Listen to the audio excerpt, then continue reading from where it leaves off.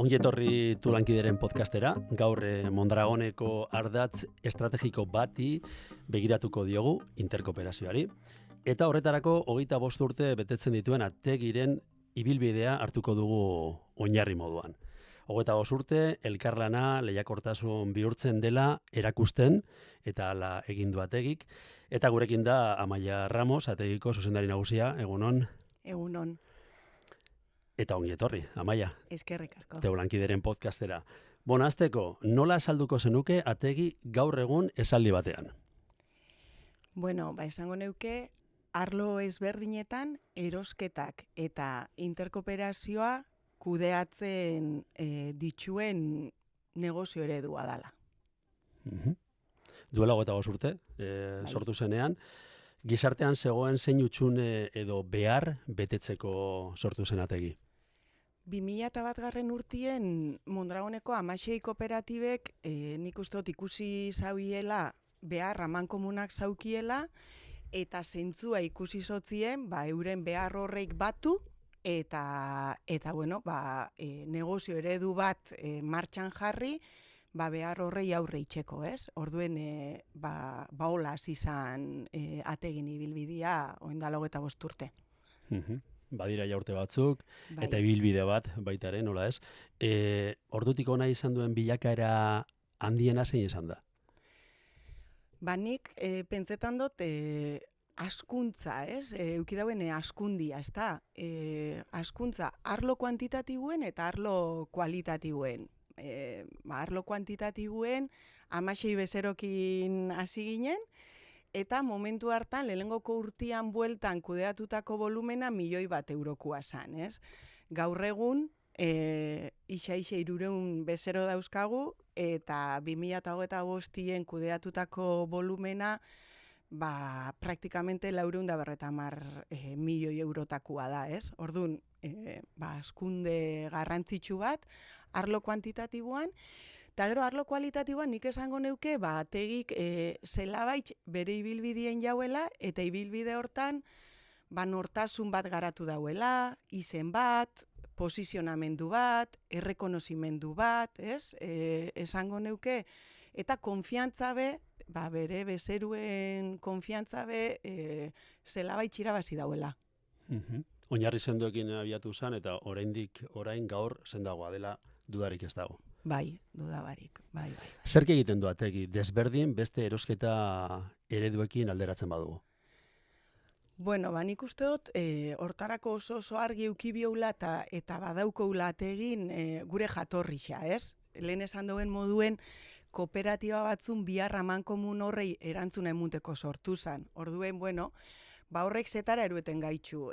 Nik uste dut, bezeruen ganetik oso gertu gauzela, identifikatzeko zeintzu dien gure bezeruen bihar horreik, eta esango neuke Ategi ez dauela bakarrik begira bere negozioen edo bere askuntzan baizik, eta saiatzen gara gure bezeruan biharrei alik eta modu hobetuen erantzuten, ez? Horrek ezberdintzen gaitxu, eta gero pentsetan dut puntualki ez gazela gure bezeruekin, ez?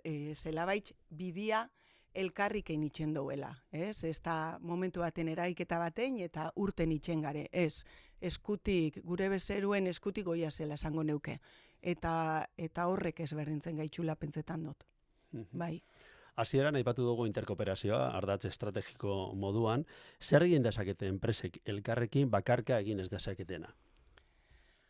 Nik uste dut horren irudi Ategi dala. Zer egin dezakete?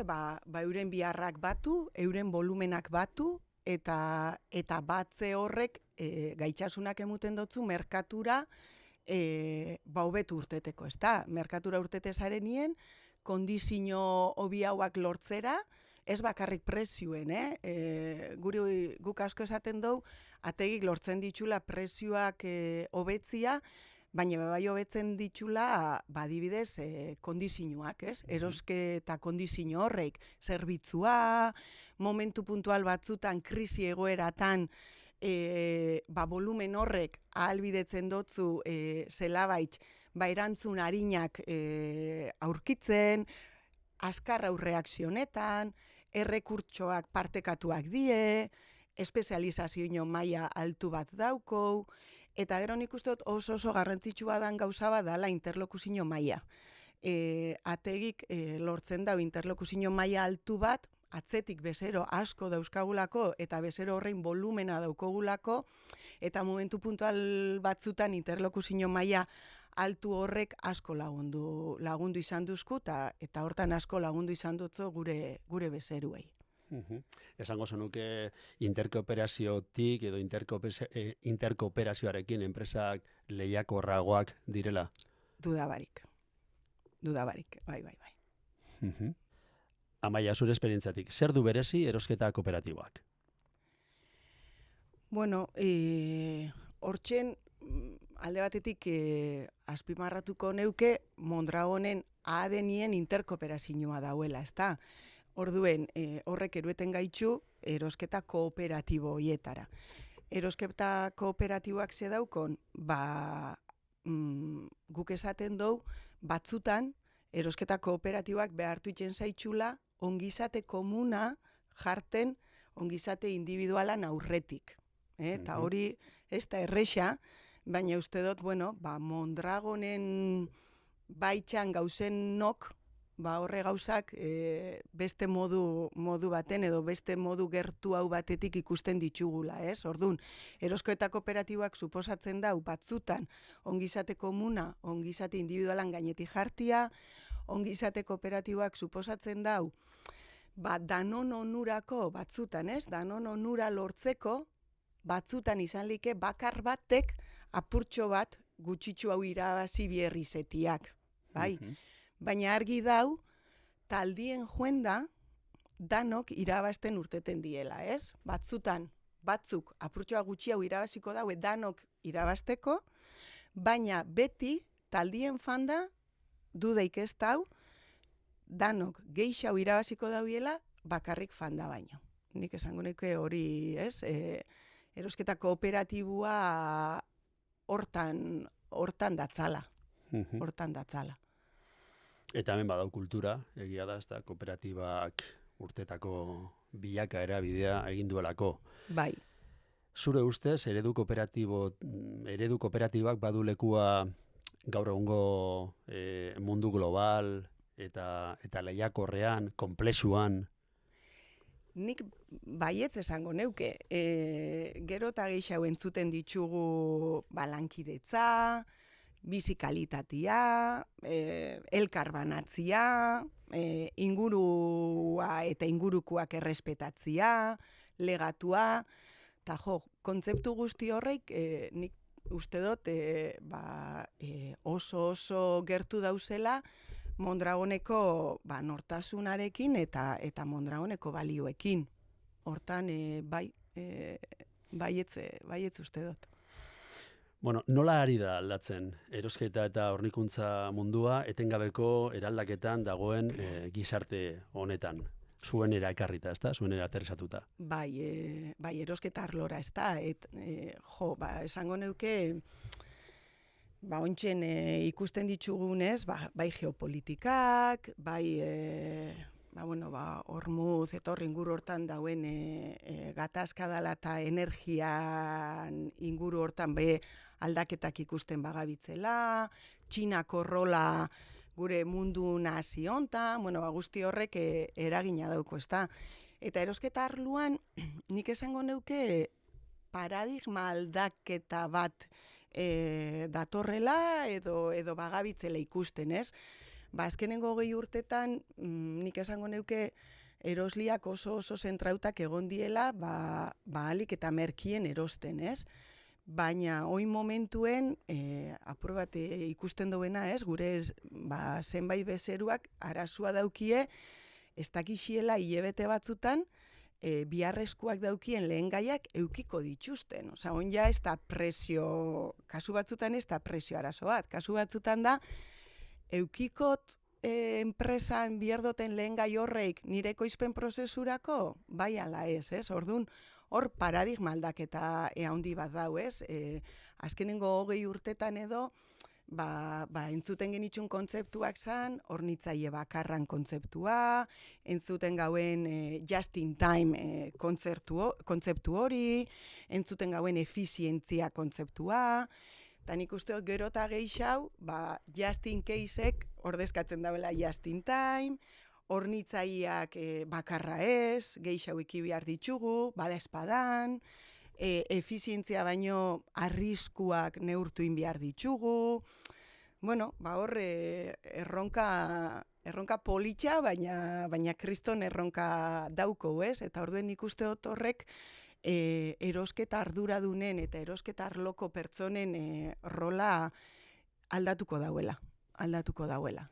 Bai. Aldatzen ari dela, ja, ez? Bai, badabil aldatzen. Bai. Eta interkooperazioaren papera etorkizunean, eremu horretan... Nik uste dut eremu zail hortan bakarri jutia latza, ez? Hortan, benetan pentsetan dut, taldien fatiak errestuko ditula gauzak, eta hortan zentzuduna dela, ez? Interkooperazioan jarraitzia, ez? Lanien eta oinarte inditzugun gauzak itxen edo beste gauza batzuk bebai itxen, bebai egisa dalako, eta horra ategin ikuspuntutik nik uste dut biharra daukoula mundu aldrebes horrei begiraketako, jarraiketako, identifiketako noruzko doien, eta saiatu bigare gure bezeruei, ez? Ikusten gure bezeruei horrek zelan afektetan dotzon, eta zelan afekta gualdotzon, eta lagundu behar ditugu gure bezeruak, hori da gure rola. Orduen, gube ibili bigare apur bat, gure inguru nahasi horrei, ez? Edo hortatik oso gertu bai. Bai. Bueno, amaierara iristen gabitz, esaldi batean, laburtu beharko bazen, bategiren 25 urteko bidea, zein esaldi aukeratuko zenuke? Esango neuke, ategik erakusten dauela, bueno, esaldi xa bada. Esaldi xa, zaila izan leike, esaldi batean laburtzea, baina... Bueno, interkooperazioaren arrakasta erakusten dauen negozio eredua. Hola, laburtuko neuke, bai. Bueno, bastante... Interkooperazioa tendentzia denean Mondragonen. Bai, tendentzia eta oso, nik uste dut, tendentzia eta lehen esan duten bezala, adenian daukuen zeo zerrez, eta gainera inguru nahasi honek, petzetan dut, biharra erakusten dauela, eskutik aurrera jarraiketako bihar hori dauela, ez? Bai. Azkenengo galdera bat, zer esango zenieke elkarlanak lehiakortasunerako balio ez duela esaten dutenei?